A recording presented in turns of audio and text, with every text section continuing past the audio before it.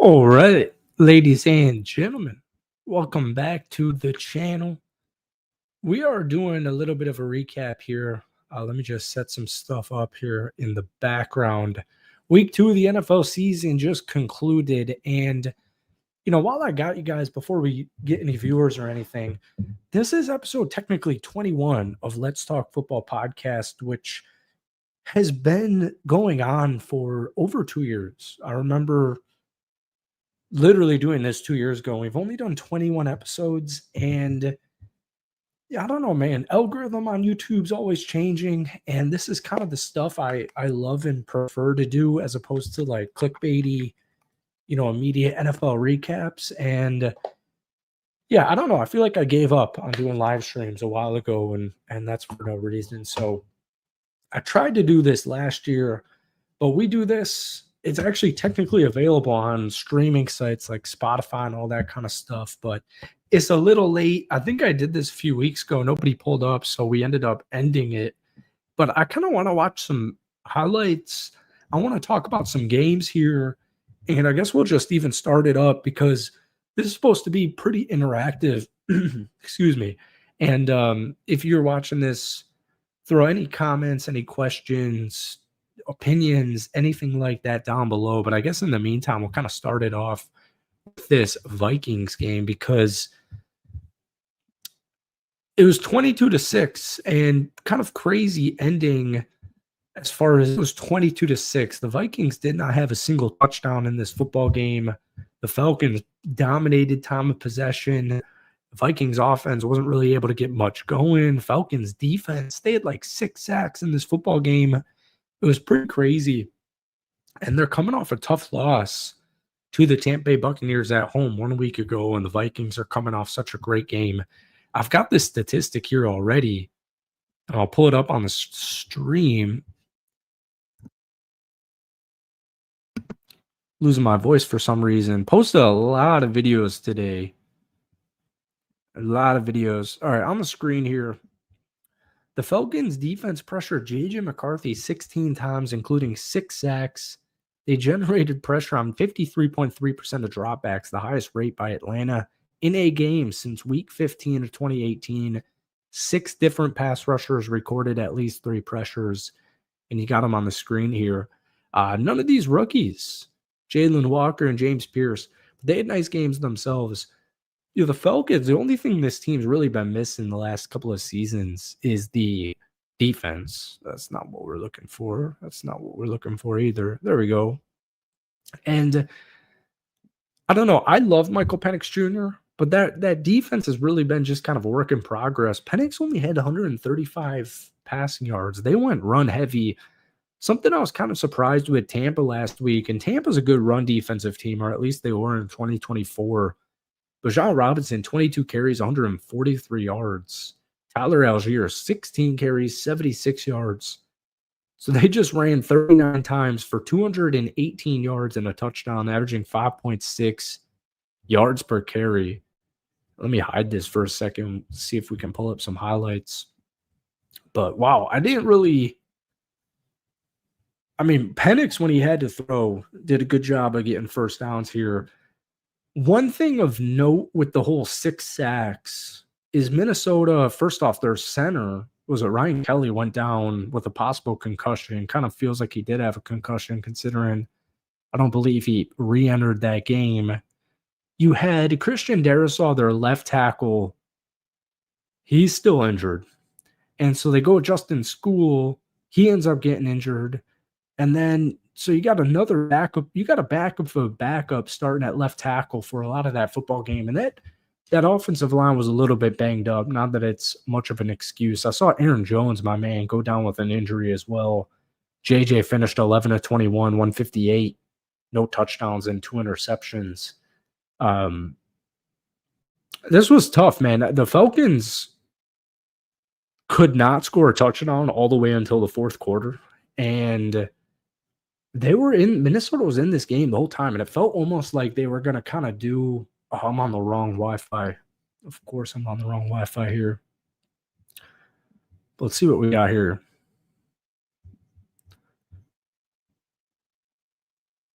Bijan Robinson, had such a nice game. Oh, here we go. So I'll pull this one.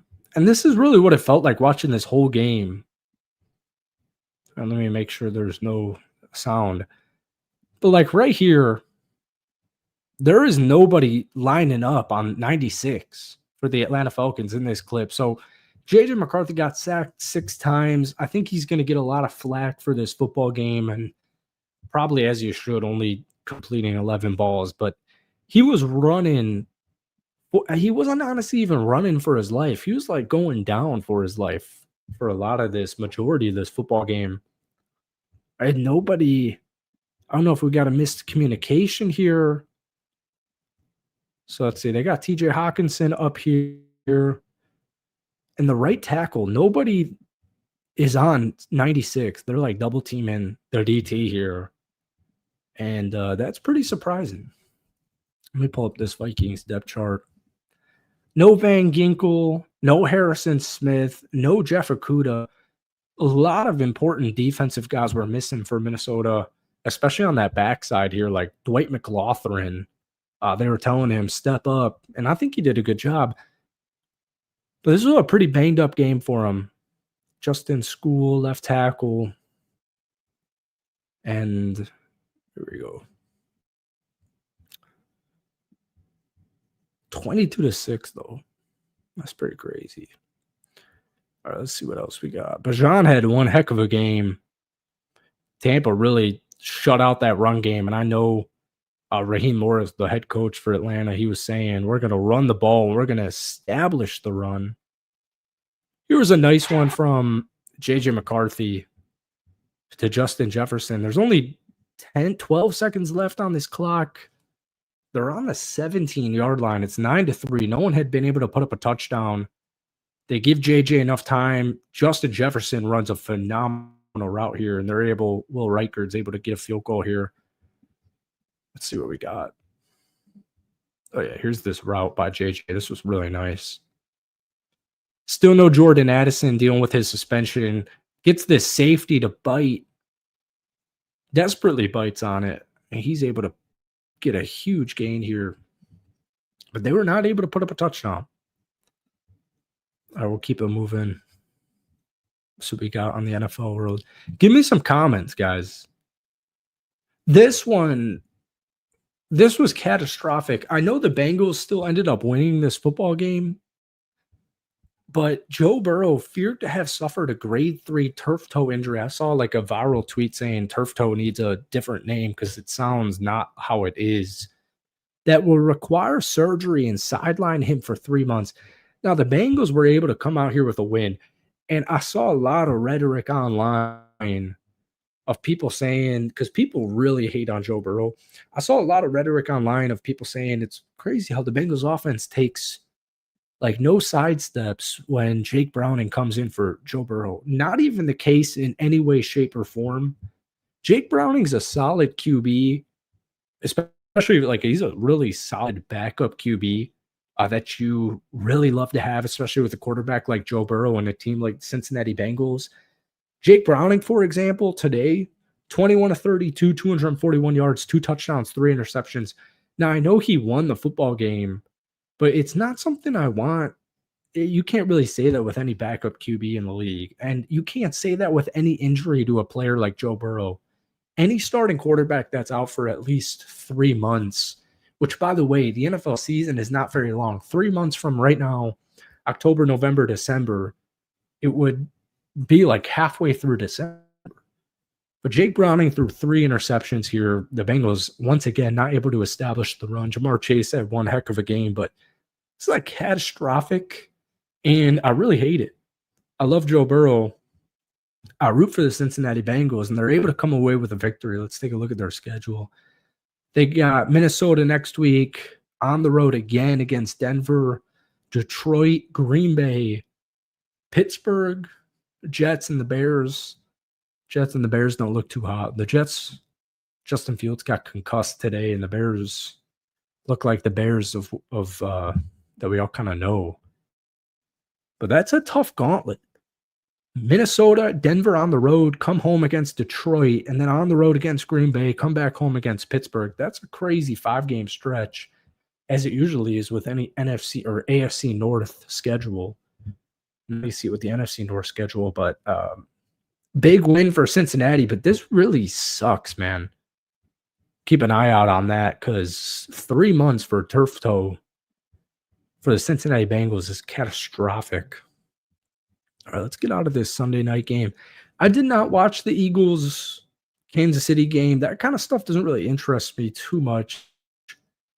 I saw Jalen Hurts. I was playing Jalen Hurts in fantasy, so I was well aware of what was going on in this football game. Philadelphia 20-17 victory. The Kansas City Chiefs start 0-2 for the first time in a really long time. Let's see what else we got here. Oh. See, I hate how NFL always plays this. They always play okay, there we go again. I don't know if you guys can hear that. I'm assuming you can hear that. What's up, Joshua George? Thank you for popping in here. Could use all the comments we get. Hit that like button. This was a really crazy game. I was watching this one and the Colts Broncos, and man, Carolina already off to an 0-2 start. They really gave it their all in that fourth quarter. Arizona, Kyler Murray had just a really stupid interception that I'll probably show you here in a second. Calais Campbell, though, had a really, really dominant couple of sacks there to close off that game. Game-winning sack sealed it, but they got an onside kick recovery, which you never see that. Let me see if they even have a clip of this. One thing I noticed as well, just in the first 2 weeks, and this is hey, let's stop playing the volume. Mac Wilson's gonna end up touching this. Hey, Mac Wilson's gonna end up touching this right there. And just falls right into Cincy's lap. You don't see onsides recovered ever. This was like the Panthers' first recovered onside since like 2018. It was like 80 or so games. And this stuff just kind of gives me Brandon Bostic, Green Bay Packer flashbacks, to be honest with you. But I was and the Cardinals lost all 3 starting cornerbacks to injury in this football game. Hey, this one was also interesting. The Colts Broncos end was, I just made a Colts video. Let's stop playing the fucking noise. Spencer Schrader, 45-yarder. Right before this, there was a center infraction, and it had everybody kind of up in disbelief. What I was kind of getting at a minute or two ago was the NFL season last year was kind of boring. And this year feels very electric. And we had that the Cowboys Giants end of that football game. I was playing AJ Brown and Jalen Hurts, so I was happy with that. Teteroa McMillan looks good. Hunter Renfrow had 2 touchdowns as well in this football game. This Will Lutz missed field goal really set him back. People are really hating on Mr. Bo Nix as well in his first 2 games. And keep in mind, Bo Nix was not the best QB, not the best rookie QB in the first 6 weeks of the NFL season last year. Cam Bynum staying underrated. All right, let's get out of these highlights. Malik Neighbors. There was so much talk of Russell Wilson. I saw there was like an athletic article titled you can't bench Russell Wilson after the first week, but you can bench him after the second.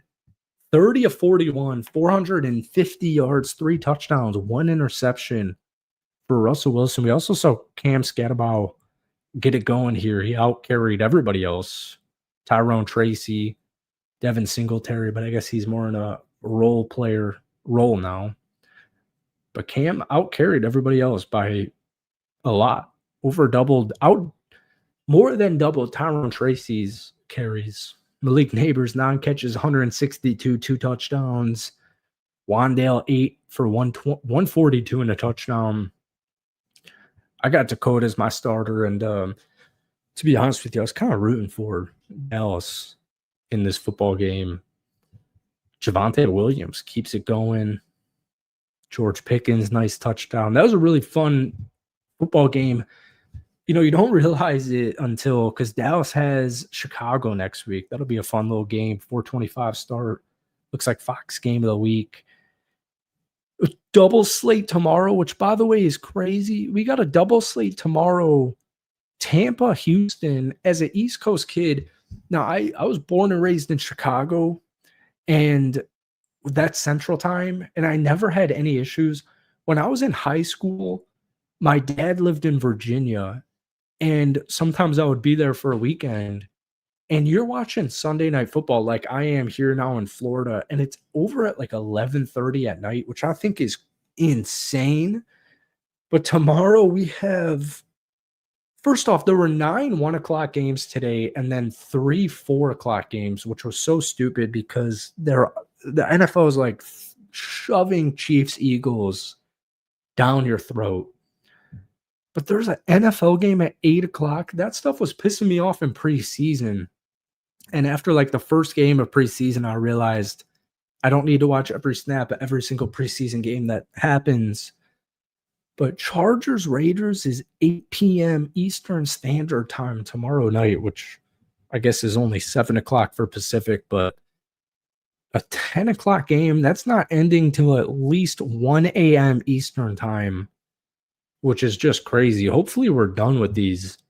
I hate the doubleheader Monday Night Football, and then sometimes you'll have like 2 games going on at once, which I think is crazy. I think Ravens-Baltimore is the only Monday night game next week. Oh, we got another one. Week 4 is Jets in Miami, and then Bengals in Denver. First buys in week 5. Kansas City, Jacksonville, week 5, Monday nights.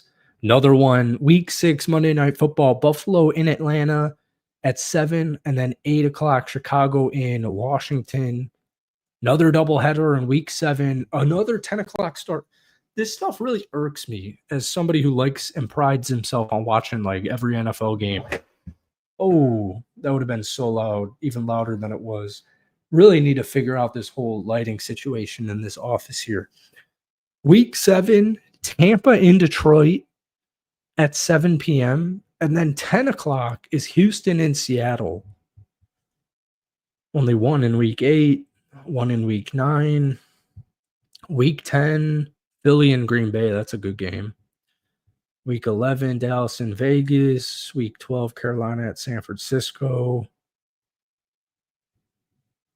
So there's only a couple of doubleheaders, but I think this stuff is just really stupid. I got Bucks channel, so I'll be watching that Bucks game at 7 o'clock, a reasonable time, a reasonable start for a primetime game.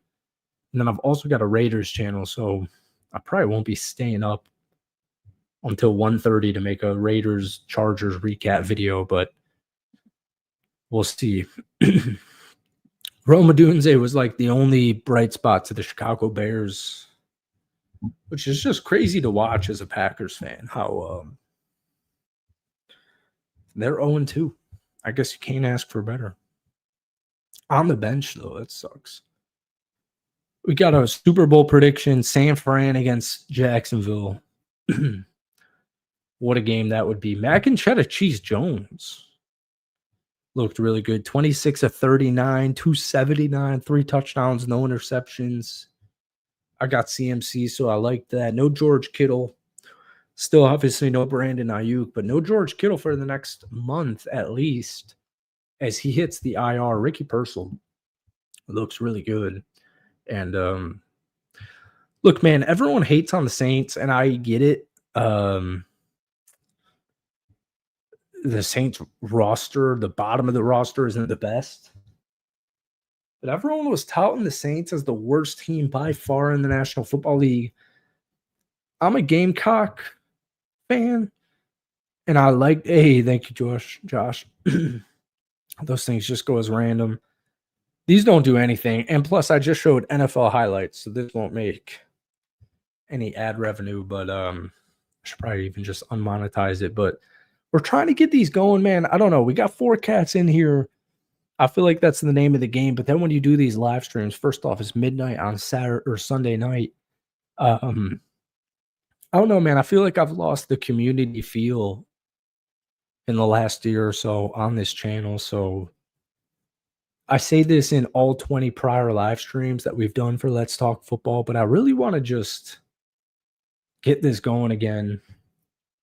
New Orleans has Seattle and then Buffalo. So maybe the Saints won't be a great win-loss team, but Rattler 207 tonight, this afternoon, 3 touchdowns, no interceptions.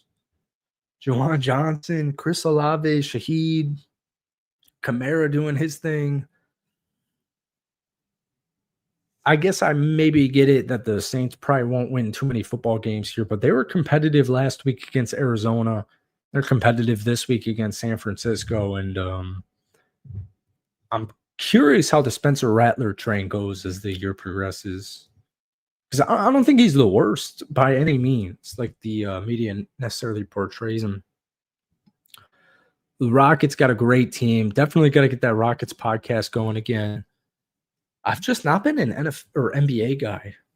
The NFL just consumes so much, dude. There's Thursday night, all day Sunday, Sunday night, Monday night.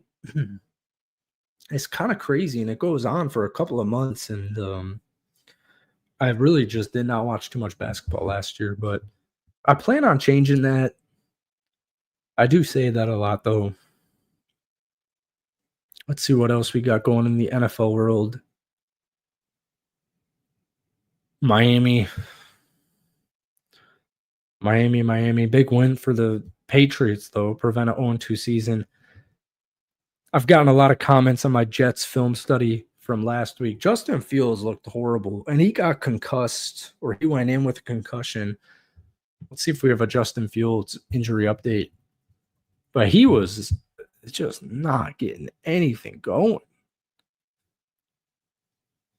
All right, let's see what we got here. We got an NY Post article. A lot of fluff in here. Justin Fields was 3 of 11 passing for 27 yards. So bad. Lost a fumble. Led the Jets to a field goal for 3 quarters. I got Garrett Wilson, so I was eyeing that game like a hawk. I could not believe it. You see these like first halves, and they're so in favor of like the Bills, and you kind of know the Bills are going to go into New York and win that game. Patriots Dolphins was kind of similar, where it's like the Patriots dominated time of possession in the first half. The Bills dominated time of possession in the first half. And you're just kind of hoping from a fantasy perspective, like, all right, hopefully that doesn't happen much. And I never want to see players get injured, but Justin Fields concussion, Tyrod Taylor came in. I think he actually led the Jets to a scoring drive. But those Bills look good, man. Bills look good. I've still got to watch the Rams Titans. I saw Cam Ward's touchdown pass, which was insanely impressive. The Rams are quietly off to a 2-0 start here. So much for Stafford's back issues. I saw some fantasy people freaking out about Blake Corum getting some goal line touches over Kyron Williams. Devontae Adams, Puka Nacua doing their thing. Their defense is really interesting. I was going to do a Nate Landman film study last week, their linebacker, but I figured that might have been a little bit too niche. So I still need to watch that game. I'm rooting for Cam Ward in Tennessee, and I think Cam Ward's the guy in Tennessee. I really liked Elic Ayomanor's 4 catches, 56 yards, and a touchdown, because I think he was the highest targeted. He had like 8 targets week 1 for Tennessee. Calvin Ridley, 3 of 57. Looks like it might take them a year. Although the hype with Cam Ward, I should do a film study on Cam Ward's first 2 games, because I was seeing that week 1 against a talented Broncos defense that Indianapolis came away with the victory. Just posted a Colts video. Daniel Jones is such an interesting quarterback, man. I've made a lot of Daniel Jones videos. The first year I started making NFL content was the year they blew out Minnesota in the wild card round, a red hot Minnesota Vikings. And they've hung in there, man. And their roster, the bottom of their roster is solid. I do not use Snapchat any longer, Josh. You DM me it somewhere. Who you got? Let me know who you got. Fantasy's always a pain in the ass to me. I feel like I always have a really nice team, injury or two, sneak into the playoffs, and then just everything falls to shreds pretty much. Seattle had a nice win. Talked about them. Baltimore prevents 0-2. And now we wait for tomorrow. Vegas, really intriguing team. Houston could really use a win. These are two really great football games tomorrow night. But folks, I think that's going to wrap it. Didn't get too much live love in this one, but hopefully you enjoyed it. We got nobody in here, so hopefully you enjoyed it. If you're watching this after the fact, going to start trying to do these at least once a week. Especially, I really like the Sunday night recaps, or at least Monday morning, Monday afternoon recaps. But thank you guys for watching. Hit that like button as always, and we'll see you soon.